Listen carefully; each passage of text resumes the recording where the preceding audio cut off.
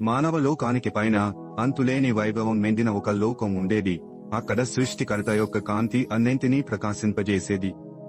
బంగారు గోపురాలు ఆకాశాన్ని ముట్టుకునేవి, మరియు దివ్యశక్తి దేవదూతల సమూహాల మధ్య నదుల్లా ప్రవహించేది.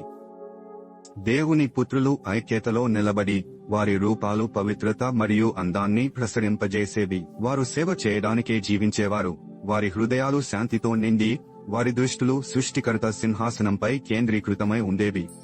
దివ్యశక్తి ఆ లోకంలో కాంతి నదుల్లా ప్రవహించి సృష్టికర్త యొక్క సంకల్పాన్ని ప్రతి మూలకు చేరవేసేది. గగన సంగీతం వాయిద్యాల మ్రోతతో గాలి నిండి ఉండేది. ఇది పరిపూర్ణ సామరస్యం యొక్క సంగీత సమ్మేళనం. ఆ లోకం యొక్క కేంద్రంలో సృష్టికర్త సింహాసనం ఉండేది. అది మానవుల కళ్లకు చూడడానికి చాలా తీవ్రమైన ప్రకాశం. ఆ దివ్యలోకంలో ఎటువంటి వివాదాలు లేవు. ఇక్కడ శాంతి సర్వోన్నతంగా ఎలేది, మరియు దేవుని పుత్రులు ఆనందపూర్వకమైన సహవాసంలో నివసించేవారు. వారి జీవితాలు సృష్టికర్త యొక్క మహిమకు అంకితమై ఉండేవి. కానీ ఈ పరిపూర్ణత లోపల ఒక నీడ కదిలింది. ఒకే ఒక హృదయం తప్పింది, మరియు తిరుగుబాటు విత్తనాలు నిశ్శబ్దంగా వేయబడ్డాయి. స్వర్గం యొక్క కేంద్రంలో ఒకే ఒక దేవదూత యొక్క ఆలోచనలు అంతర్ముఖంగా మారాయి. ఒకప్పుడు సృష్టికర్త యొక్క మహిమతో నిండిన దాని హృదయం ఇప్పుడు దాని ముందు పడిన మార్గం గురించి ప్రశ్నించింది. నిశ్శబ్దంలో ఒక గుసగుస వచ్చింది. సందేహం ఆ దేవదూత మనస్సులోకి చొచ్చుకుపోయింది. తిరుగుబాటు విత్తనాలు నాటింది. అవి త్వరలోనే అవిధేయతగా వికసించాయి. తిరుగుబాటు విత్తనాలు వ్యాపించడానికి ఎక్కువ సమయం పట్టలేదు. దాని మాటలచే ఆకర్షితులై ఇతరులు చేరడం ప్రారంభించారు. వారి మైదానాల్లో మంటలను రగిలించే మాటలతో తిరుగుబాటు దేవదూత నాయకుడిగా ఎదిగింది. స్వేచ్ఛ మరియు శక్తి యొక్క దాని వాగ్దానాలు నిరాశ చెందిన హృదయాల్లో వేళ్లు చాచడం ప్రారంభించాయి. ఒకప్పుడు ఐక్యంగా ఉన్న దివ్య లోకం విడిపోవడం ప్రారంభించింది. ప్రతి హృదయం ముందు ఒక ఎంపిక ఉంచబడింది: సామరస్యంలో ఉండడం లేదా తిరుగుబాటు పిలుపును అనుసరించడం. రహస్యంగా వారు కలుసుకున్నారు. వారి సంఖ్య ప్రతి క్షణం పెరుగుతూ ఉండేది, కానీ అన్ని హృదయాలు మనసు మార్చుకోలేదు. విశ్వాసుల్లో నమ్మకం తిరుగుబాటు ఆకర్షణ కంటే ప్రకాశవంతంగా మండింది, మరియు వారు సృష్టికర్త వెలుగులో స్థిరంగా నిలబడ్డారు. తిరుగుబాటు ధైర్యంగా పెరిగింది. రహస్యంగా వారు గుంపులుగా చేరారు. వారి నాయకుడు సృష్టికర్త ఇష్టం నుండి విముక్తి పొందిన వారి స్వంత రాజ్యాన్ని వాగ్దానం చేస్తూ దివ్య లోకం యొక్క సామరస్యం తరబాటు చెందడం ప్రారంభించినప్పుడు గాలి ఉద్వేగంతో భారంగా మారింది. ఒక చివరి ప్రకటనతో తిరుగుబాటు చేసేవాడు సృష్టికర్త పాలనను పడగొట్టడానికి ప్రతిజ్ఞ చేశాడు. తిరుగుబాటు గర్జనకు స్వర్గం సైతం వణికిపోయింది. కాంతి నీడలతో ఢీకుంది.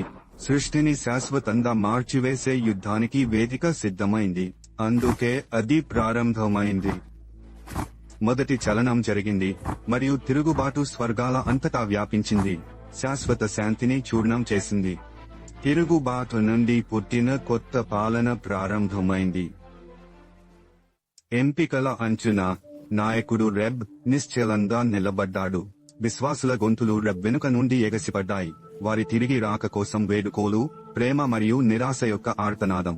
అయినా ముందున్న చీకటి సంగీతాన్ని ముంచెత్తింది. రెబ్ ని మరింత దూరంగా లాగింది. ఏమి కావచ్చో ఒక దర్శనం తెరుచుకుంది. ఒక భవిష్యత్తు. ఇందులో శక్తి పానిస్తుంది. నెఫిలింలు మానవుల మధ్య దేవతలుగా ఎదుగుతారు. సృష్టికర్త ఉనికి మృదువైనది కాని వంగనిది. బంగారు సింహాసనం నుండి చాచింది. అది ఒక చివరి వేడుకోలు, పెరుగుతున్న నీడల మధ్య ఆశ యొక్క దీపస్తంభం. లోపల సంఘర్షణ ముప్పిరిగొంది. భక్తి యొక్క ఆకర్షణ మరియు శక్తి యొక్క మాయలోయ రెబ్ యొక్క అస్తిత్వాన్ని చింపివేశాయి. నీడలు తిరిగి వచ్చాయి. వాటి పిలుపు బలంగా, వాటి వాగ్దానం స్పష్టంగా ఉంది. ఒక అరుపుతో ఎంపిక చేయబడింది. దివ్యలోకం ఏడ్చింది. దాని కాంతి మసకబారింది. తిరుగుబాటు యొక్క ఎగసిపడే తుఫానుకు దారితీసింది. విద్రోహం యొక్క బరువుతో ఆకాశాలు చీలిపోవడం ప్రారంభించాయి. అందువల్ల రెబ్ చీకటిలోకి, ఒక కొత్త ప్రపంచంలోకి పడిపోయారు. వారి రెక్కలు శక్తి మరియు గందరగోళం కోసం ఎదురుచూస్తున్న అజ్ఞాతం వైపు వారిని మోసుకెళ్లాయి.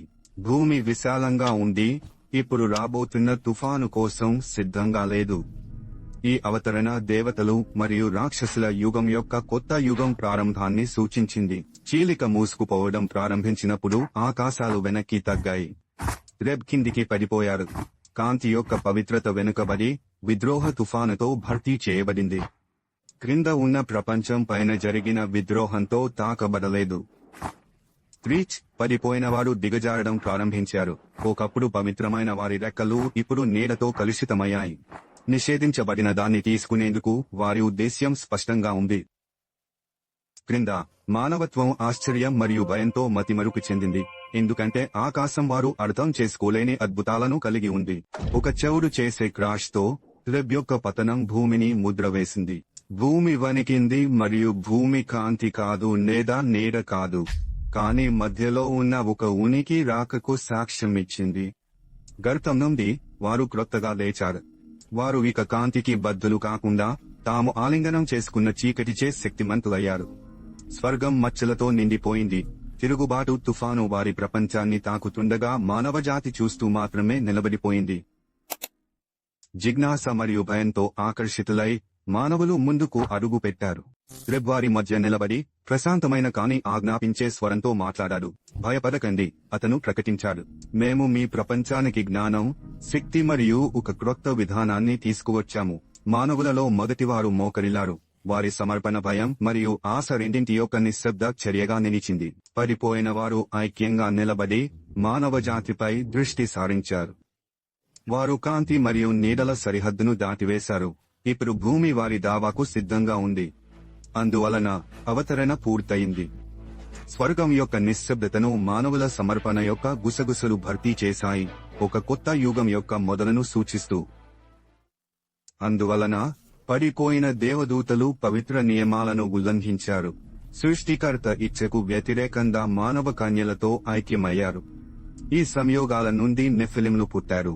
అసహజమైన బలం మరియు శక్తితో జన్మించిన దైత్యులు, ఒక ధిక్కారం యొక్క వారసత్వం. వారు వేగంగా పెరిగారు. వారి పరిమాణం మరియు బలం అసమానంగా ఉండేది. వారి చిన్న వయసులో కూడా వారి పాదాల కింద భూమి వణికిపోయేది.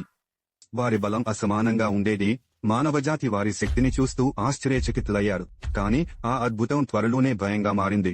వారు పూర్తి ఎత్తుకు చేరుకున్నప్పుడు నెఫిలింలు మర్కీల మధ్య దిగ్గజాలుగా మారారు. వారి తండ్రుల తిరుగుబాటుకు సాక్ష్యంగా నిలిచిన జీవంత స్మారక చిహ్నాలుగా.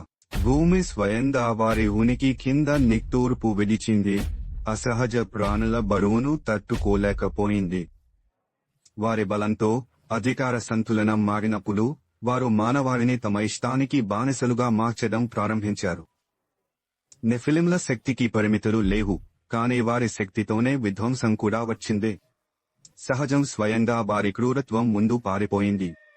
వారు యుద్ధం కోసం శిక్షణ తీసుకున్నారు. వారి యుద్ధాలు మరియు సమర్పణలు, వారి పని మరియు జీవితాలను తమ పెద్ద యజమానులను సంతృప్తి పరచడానికి అర్పించారు. అయినప్పటికీ వారి అత్యాచారాల నీడలో కూడా మనుషుల హృదయాలలో ప్రతిఘటన యొక్క చిన్న మంటలు మెదలడం ప్రారంభించాయి. నెఫిలింలు భూమిని ఆకృతి చేయడానికి తమ అపారమైన శక్తిని తిప్పారు. ఆకాశాలను ఛేదించే నగరాలను నిర్మించడానికి బానిసత్వంలో ఉన్న మానవుల సైన్యాలను ఆజ్ఞాపించారు. క్రూరమైన బలం మరియు అచంచలమైన అధికారంతో నెఫిలింలు మానవాళిని బానిసలుగా మార్చారు.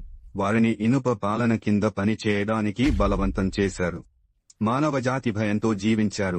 దయ మరియు జీవితానికి ఆశతో వారి పెద్ద యజమానులకు కప్పములు అర్పించారు. నెఫిలింలు తమ మహత్వాకాంక్షల కోసం భూమిని మార్చారు.